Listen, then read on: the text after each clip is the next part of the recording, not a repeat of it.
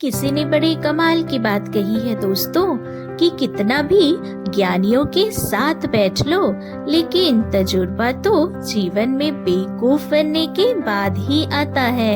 Hello friends, जय Shri Krishna, Radhe Radhe. Welcome back to my channel. मेरा नाम है सुनंदा। आज सुनने वाले हैं एक बहुत पुरानी कहानी। एक बार यमराज ने अपने देवदूत को धरती पर भेजा एक स्त्री की आत्मा लाने के लिए।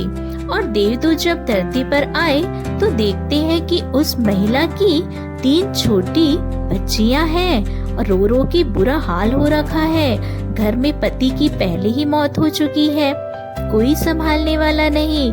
तो देवदूत का हृदय पिघल गया। लौट के वापस यमराज के पास गए और कहा, क्षमा करना, मैं आत्मा नहीं ला पाया।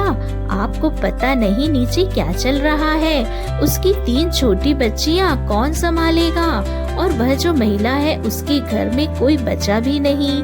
उन बच्चियों का ख्याल रखने वाला तो मुझसे नहीं हो पाया। मैं तो कहता हूँ कि आप उसे थोड़ा और जीवन दो ताकि उसकी बच्चियां बड़ी हो जाए। उसके बाद उसे बुला लेना, उसकी आत्मा को बुला लेना। तो यमराज क्रोधित हो गए। उन्होंने कहा कि अच्छा, मतलब तुम मुझसे बड़े हो गए, मुझसे ज्यादा समझदार हो गए। जो मृत्यु और जन्म निश्चित करता है, तुमने अपने जीवन का सबसे बड़ा पाप कर दिया। अब तुम्हें धरती पर जाना होगा और इस सजा को भोगना होगा। तुम जब तक अपनी मूर्खता पर 3 बार ना हंस लो तब तक तुम वापस नहीं आ सकते।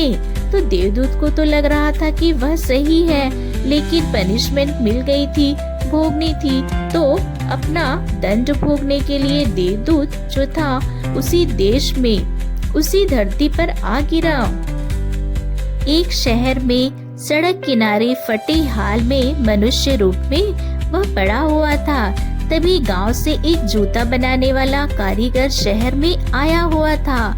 उसे अपने परिवार के लिए, बच्चों के लिए गर्म कपड़े और कंबल लेने थे, क्योंकि सर्दियों के दिन थे। जब उसने देखा कि एक गरीब आदमी सड़क किनारे फटे हाल पड़ा हुआ है, तो उस कारीगर ने सोचा कि ये जो गरीब है, पहले इसकी मदद कर देते हैं। तो उसने उस देवदूत के लिए, जो मनुष्य बन के वहाँ पड़ा हुआ था, उसके लिए गर्म कपड़े, कंबल खरीदे।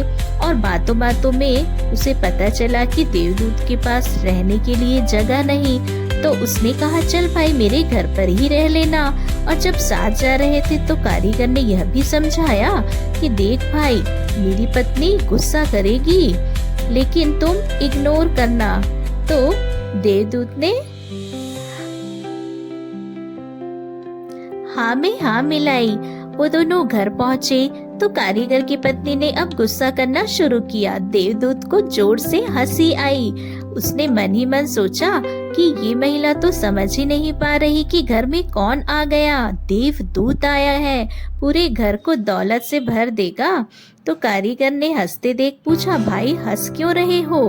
तो देवदूत ने कहा, मैं अभी नहीं बताऊंगा, 3 बार हंस लो तो फिर पूरी बात बताऊंगा। अब वो देवदूत कारीगर से उसका काम सीखने लगा, जूता बनाने का। तो इतना कमाल का उसने काम करना शुरू किया कि पूरे देश में ख्याति फैल गई। यहाँ तक कि उस देश के सम्राट के जूते भी वहीं से बनने लगे। एक दिन सम्राट का आदमी आया और उसके पास बहुत थोड़ा सा चमड़ा था, लिमिटेड था, बहुत कीमती चमड़ा था। तो उसने कहा, सम्राट के लिए जूते बनाने हैं, ध्यान रखना, जूते बनाने हैं, चप्पल नहीं बनानी। क्योंकि उस देश की प्रथा थी कि चप्पल तभी पहनाई जाती है जब इंसान की मृत्यु हो जाए। चप्पल पहना करके मरघट तक ले जाते हैं। तो उसने बार बार यह कहा, भाई ध्यान रखना, जूते बनाने हैं, चप्पल नहीं बनानी, बहुत लिमिटेड चमड़ा है। देवदूत को तो सब पता था, उसने चप्पल बना दी। और जो कारीगर था, जूता बनाने वाला, जब उसने देखा तो उसे बहुत गुस्सा आया। उसने कहा, तुझे समझ में नहीं आती बात, तू मरवाएगा, तूने सम्राट के लिए चप्पल बना दी और तभी सम्राट का आदमी दौड़ता हुआ आया और कहने लगा, सुनो, उस चमड़े से तुमने जूते तो नहीं बना दिए, उस चमड़े से चप्पल बना दो, क्योंकि सम्राट की तो मृत्यु हो गई है और सम्राट अब उस चप्पल को पहन के मरघट तक जाएंगे। तो इन्होंने तुरंत चप्पल लाके रख दी। तैयार है। सम्राट के आदमी को कुछ समझ तो नहीं आया, फटाफट लेकर भाग गया। तो जूते बनाने वाले कारीगर ने देवदूत से पूछा, तुम्हें कैसे पता चला? अब देवदूत की बारी थी, वह जोर से हंसने लगा। देवदूत ने कहा, अभी कुछ एक दिन एक और घटना घटती है। 3 लड़कियां एक बूढ़ी महिला के साथ आती है और कारीगर से कहती है, हमारी शादी होने जा रही है तो हमें बढ़िया से सैंडल्स बनवाने हैं। देवदूत उन तीनों बच्चियों को पहचान जाता है।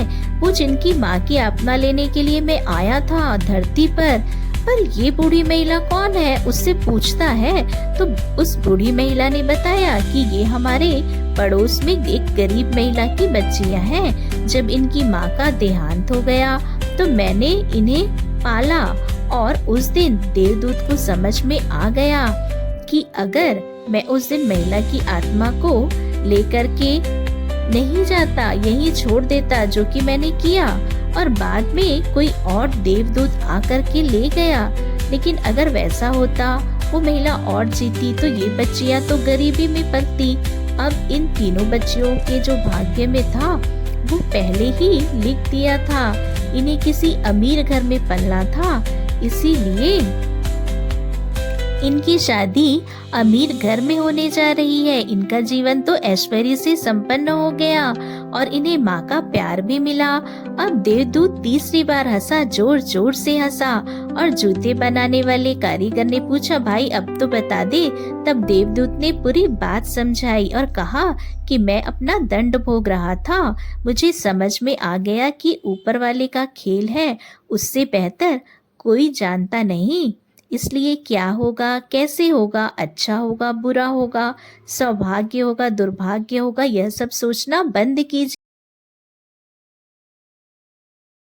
Thanks for watching.